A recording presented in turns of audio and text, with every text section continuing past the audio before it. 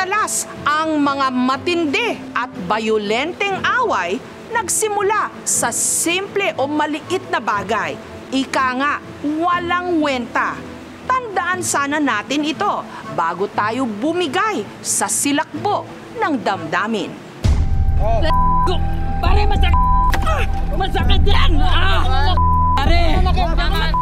Nagkarambol sa harap ng isang panaderia sa Kalye Pedro Hill sa lungsod ng Maynila kaninang madaling araw.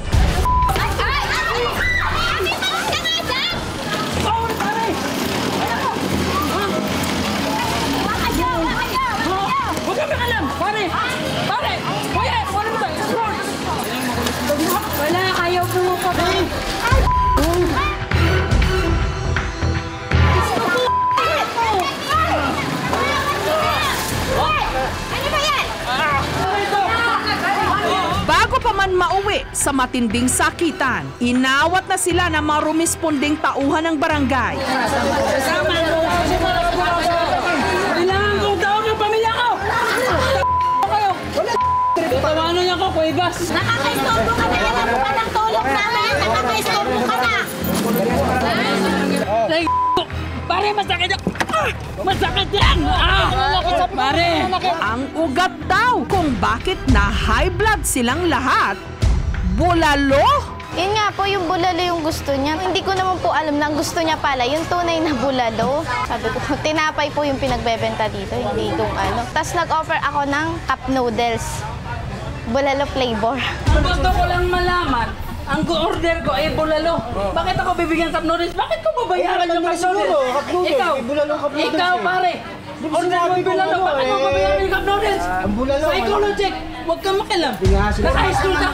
Pare, ang bulalo, mga buto-buto, may laman. Pare, sinusutot ang bulalo pare. Ang cup noodles pare, noodles. Noodles pare. Ang lalaking tila naglilihi sa bulalo, si Raymond. Paborito raw kasi niya ito, lalo na ngayong kailangan daw niya ng pantanggal amats o tama dahil nakainom. Kasi most of the time, pagka kami, galing biyahe, yung pagka nag-outing, pag uwi namin, humihigop kami ng sabaw dyan sa Kuibas. Yung may mami pen sila, masarap yung mami nila dyan eh. Kaya humihigop talaga kami ng sabaw dyan. Kaya that time, umorder ako ng bulalo without naman na kung nagsiserve ba sila noon, basta umorder lang ako. Bukod sa hindi niya nalasap ang masabaw at mabuto-butong bulalo, may iba pa raw dahilan kung bakit uminit ang ulo ni Raymond. Pagkaalis ko, nagmumura yung babae. Binalokan ko siya para kumprontahin ko na, bakit ka nagmumura? Nagmura na rin ako, mga pala kayong order ko bulalo, bigyan niya akong cup noodles. Pare, ang bulalo, mga buto-buto, may laman. Pare, sinusutot ang bulalo pare. Sabi niya, Gal, ang kapal kasi ng lipstick mo kaya hindi ka makausap ng maayos. Sabi niya po na gano'n. Lagi po siguro na kami kasi sobrang ganda namin ng mga taga-Kuibas. Nasasabihin na ang kapal na ng lipstick namin. Bulalo! Bulalo! Sa bulalo! Mauna yung bulalo. Minsan nakakatawa, minsan nakakainis kasi nga sobrang tawa sila ng tawa. Parang nakaka-insulto na rin. Gano'n. Madalas, gabi-gabi. Tapos pagka tuwing mga pag may dumadaan, ganyan, sisigaw sila, bulalo. Sinusutot ang bulalo pare. Ang cup noodles pare, noodles. Noodles pare. Pinag-usapan ng videong ito dahil lang sa gulo na nilikha ng bulalo. Baka magulat ka pag ikaw lumabas sa tawas, gusto mo daling ka ibang bahay. Wag, sinungaling. Pero ang realidad sa ating lipunan, maraming mga hindi pagkakaintindihan o away, lalo na sa ating mga barangay, na kung pakikinggan, napakababaw ang pinagmulan.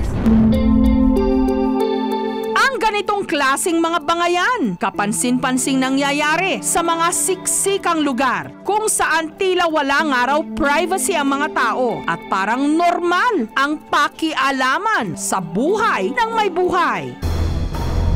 Samantala, sa isa pang barangay sa Malabon, rinding-rinde ang mga magkapitbahay sa telenovela Bangayan ni Malu at Girlie. Talaga? Totoo lang? Kaya itigil mo yung bunganga mo. Ikaw itigil ang bunganga mo. Ito yan? Bakit? Bakit din? Bakit din? Bakit din? Hawakan mo nga ito. Wala ka na to Akala mo ano ka? Ano ako? Bakit ikaw malinis ka? Bakit nakita mo baboy ako? Talaga? Galing na kapal ang mukha mo. Ang kapal talaga ng mukha mo. Talaga. Bakit? Ka rin. Talaga. Bunganga mo, ayaw mo itigil. Excuse me ka, no? Tawagan natin. Tawagin mo. Huwag mo ako sisigawan. Huwag mo ina. Nagmumura ka sa akin. Tapos ano mo, nanakit mo sa akin. Talab din sa akin. Taure, wala ko talaga. Tinakit ka dyan. Saan ko buwan ng pera? Saan? Sa'yo? Talaga. Ang mukha mo. Talaga. Yung ginastos namin, pera namin yun. Tagay na bulsa namin yun. Kaya nakakalan. Ang purado. Mas ka. Lagi ko po sila naririnig nag-aaway. Ano po naririnig yun? Yung nagkakasagutan po sila. Nag-aaway yung mga bata yan. Dahil sa mga bata yan, nag-aaway-aaway sila dyan. Magkumare raw sina Malu at Girlie. At dahil nakatira lang sila sa iisang bahay, madalas silang maghiraman ng gamit. Pero mula nung nasira raw ni Girlie ang zipper ng bag ni Malu, friendship over na ang dalawa. Ito yung hiniram na bag ng anak ni Girlie. Ngayon, ito yung sinasira niyang zipper. Tapos, nung sinauli niya, nasira na, sobra din ang galit ng ama ng anak ko, yung asawa ko, winasak niya ng ganitong style niya na. Mariin namang itinanggi ni Girlie ang paratang ni Malu. Hindi naman ako nakasira. Kasi ang anak ko naman nakasira ng bag. Hindi naman ako. Kaya sabi ko sa kanya, bakit nagagalit kayo sa akin na hindi naman ako nakasira ng zipper? Sabi ko gano'n, anak ko naman ang nakasira dahil anak ko naman gumagamit. Reklamo pa ni Malu. Minsan na rin daw niyang pinahiram ng kulambo ang pamilya ni Girlie. Pero nung naibalik ito, laking gulat niyang butas na ito. Itong mga tahi na to, ako na lang nagtahi nito kasi yung kinuha ko sa kanila, wasak na. Yung mga kanto-kanto nito, mga nakabuka na ng ganon. Yan ang sinasabi ko sa inyo Pag nangihiram kayo, pangalawang beses na itong pinahiram sa inyo, na sinira nyo uli ang binalik ninyo. Sino natutuwa sa ginawa ninyo sa amin? Bakit ako lagi ang pinagbibintangan na ako lagi ang nagsira? Hindi naman ako nakasira ng kulambo. Yung anak kong babae, kasi ginagamit nga nilang ikumot. Para maayos ang halos 2 buwan ng alitan ni Girlie at Malu, inimbitahan sila sa barangay para magkapaliwanagan. Sa una, nagpatigasan sila. So ngayon, bali narito po kayo sa ating barangay para ayusin natin yung naging sigalot na problema. Ano naman gusto mo mangyari dun sa sinasabi ni ate? Akin lang naman, dapat hindi niya ako inaano na hindi niya ako sinisiraan.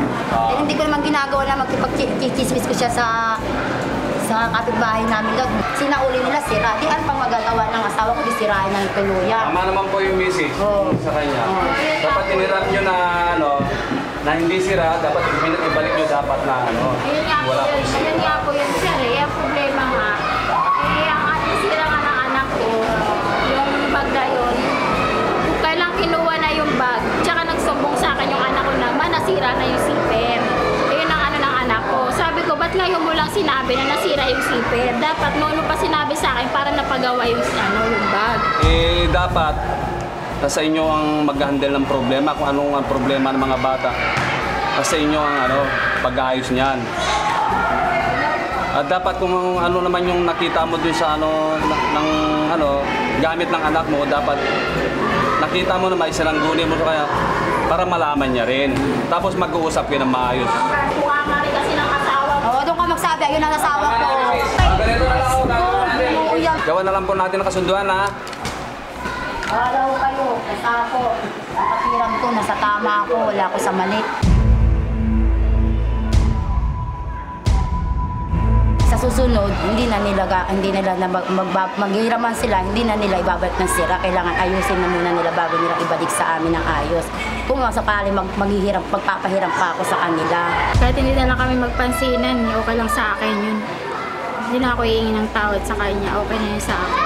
Ngayon, pagkasundo nila sila dito sa ng barangay para mawala po yung mga sigalot na problema lalo sa bangayan. Ganun po, ma'am. Ay, galing na ka pala mukha mo! Bago ka mag-explode, you think about the consequences na mangyayari. And yung nga, self-awareness, aware ka na, ito, nagagalit na ako. Bakit ba ako nagagalit? Before you even start talking. Instead of saying, ikaw kasi, hindi. Sasabihin mo, nung sinabi mo ito, o nung ginawa mo ito, ang pakiramdam ko, nagagalit ako. So you're able to assert your feelings, nasasabi mo yung nararamdaman mo, nang hindi ka gumagawa ng masamang salita, nagsasabi ng masama, o gumagawa ng medyo inappropriate act. Malamig ang panahon ngayon, pero bakit marami pa rin ang mainitin ang ulo? Ano man ang dahilan ng hindi pagkakaunawaan, walang alitang hindi nadadaan sa mabulalo, mabuting usapan. Pare, sinusutot ang bulalo, pare.